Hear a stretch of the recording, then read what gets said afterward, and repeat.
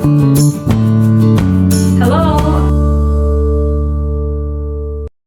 guys, and welcome to my channel. And this video today we will be painting a landscape. And actually for the reference photo today I am using a photo that my husband took a few days ago in our garden, a gorgeous beautiful sunset, and you can see that there is one dill in a foreground. I fell in love so much with that photo, so I decided to paint it today. And I will be using this Fontaine watercolor paper. It is 300 GSM, 140 pounds. It is cold press watercolor paper, 100% cotton, and 24 by 30 centimeters or 9.5 by 12 inches. Also, I will be using these watercolors I made myself and also some of the watercolors from Etchr. For the brushes, I will be using a large mob brush, a little bit smaller mob brush, and some smaller round brush, also a detail brush. First, I will start with a sketch, and for the sketch, I'm just gonna draw in the horizon line, and this time the horizon line is not going to be straight, but it's gonna be a little bit wiggly, going upwards from the left side to the right.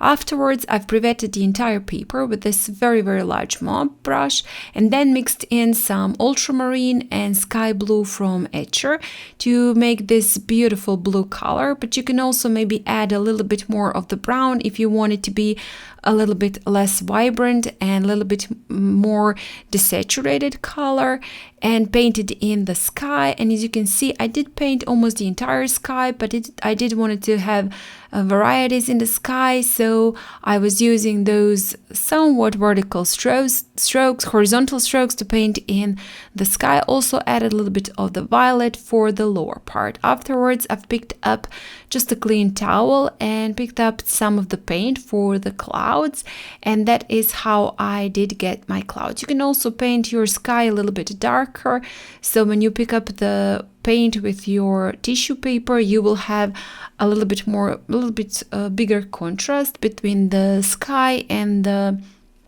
clouds, but I did wanted to have a little bit less contrast and to have a little bit more smoother sky, so I did not do that. Afterwards, I've picked up a little bit of the yellow and painted in the part around the sun, and actually painted in with that yellow just in between the clouds that I've painted. Also picked up a little bit of the yellow in just one central part to make it look like there is the sun. Also added a little bit more of the yellow, this time a little bit darker yellow to paint in here and there.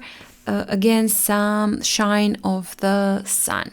Now I've added a little bit of the brown into my mix of blues just to get that grayish color to paint in some of the clouds. And just beneath the clouds, I've added also a little bit of the yellow. My sky started to dry, so I did use this again large mob brush with just a little bit of water in it to brevet it again, because I did want to paint wet on wet and not wet on dry. So that's the reason why I've added a little bit more of the water. Be careful if you do that also. Don't go with your water from the blue into the yellows, because you will mix a little bit of that blue into the yellow. That's absolutely normal to pick up some of the blue. So just start from the part where you painted yellow and go outwards to the blue. So if you do add a little bit of the yellow into the blues, that would be fine.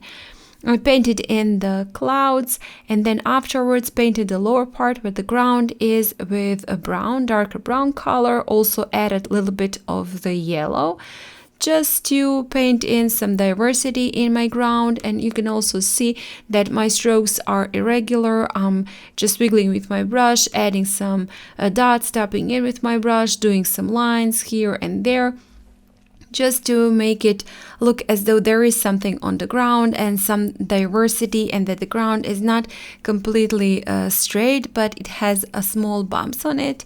And also picked up some yellow to paint in just beneath the sun to make that part looking like it's shining, that sunset.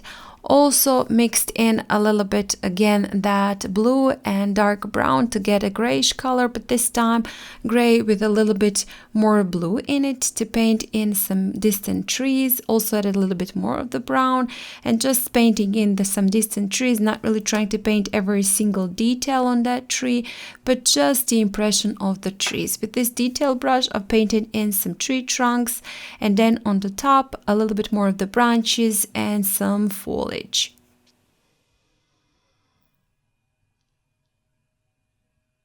When finished with that, I do have some poles on my reference photo from the fence. So I did do a couple of poles, couple of lines, this time vertical lines to paint in, as I said, those poles. And I'm trying to think that ones that are a little bit further away to paint a little bit closer, and those that are nearest to us to paint a little bit further away, just to make it look, to add that perspective, to make it look as these are a little bit further away and these are a little bit closer to us. Also, I am following the line of my ground that I drew in for the horizon line, so just also be careful that your poles just end one a little bit higher, one a little bit lower, following that line. Also tapping in some of the water, just the clean water, to pick up paint from some places, and also some of the white gouache here and there, also to make it look like there are some flowers or maybe some reflection from the sun in the grass. Now again mixed in that brown and ultramarine to get some grayish color, but this time I've added a little bit more of the brown and painting in my flower. I think that's actually a dill in my garden, so it is flowering already, and well, I do like it. It looks really beautiful just in front of the sunset. It does look gorgeous. Now I've picked up this old brush, flat brush that has very stiff bristles to paint in those flowers on my dill, and just stopping in here and there at the edges, at the ends of those lines that I drew for the dill flower. So just stopping in, and you can see already it does definitely look like a dill. Also painting in some leaves for it, and I'm not really trying to paint every single detail. Again, I'm just doing the small thin branch, and then on top of it a couple of those leaves, and I'm not even trying to connect them all to my branch, just adding some dots and some smaller lines, mimicking that foliage, that leaves from the dill.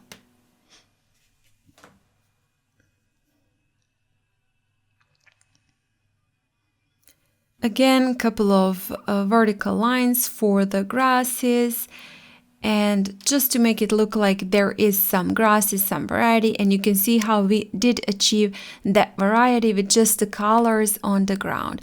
Also, when finished, my sky was looking too blue for me, so I decided to add just a little bit yellow on top of it to glaze it with yellow. That's not something you have to do if you don't want to do it, if you don't feel comfortable, if you're scared that you might move some pigments around your paper. You don't have to do that. I just wanted to warm it up slightly, so I've added some glaze of some yellow. Also a couple of sprinkles with white gouache and a couple of grasses with white gouache, looking like they're reflecting sun.